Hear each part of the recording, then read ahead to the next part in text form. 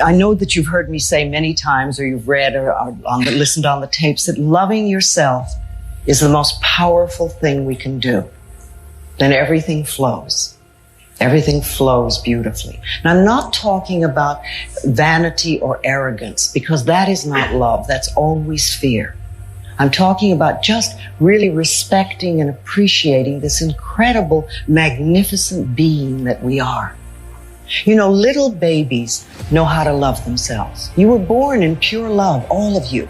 There's not one little baby alive that I know of that ever criticizes its body or ever says, my hips are too big. Have you ever heard a baby say that? They're just thrilled and delighted that they have a body. And they rejoice in it. And they love themselves. They love their toes. They love everything about themselves. They absolutely adore, they express their feelings.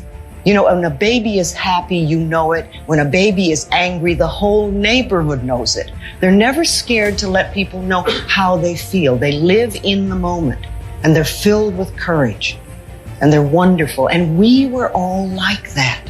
Got to remember that you were filled with courage, and you were full of love, and you adored yourself when you were very little. The simple part that most people don't understand is that every thought we think and every word we speak is creating our future. It's as though our thoughts go out into the universe and are accepted and brought back to us as experience. Now that is a very simple thing, but most people don't get it. They don't understand it. They've never heard it before, and they think it's ridiculous. But if you can really accept the fact that every time you think a thought and every time you speak a word, you are literally painting your future, making your dinner, whatever you want to call it. You are creating. And you're creating your own life. And this is simple, but it's not easy to accept. But once you accept it, then you can start deliberately creating what you want in your life.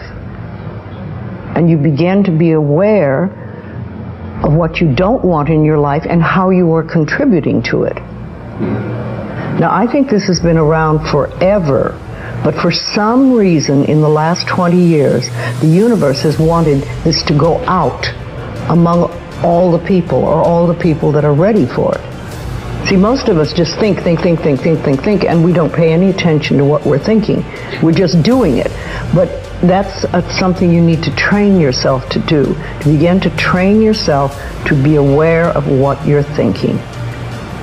And one of the ways to do that is to periodically say to yourself, what am I thinking?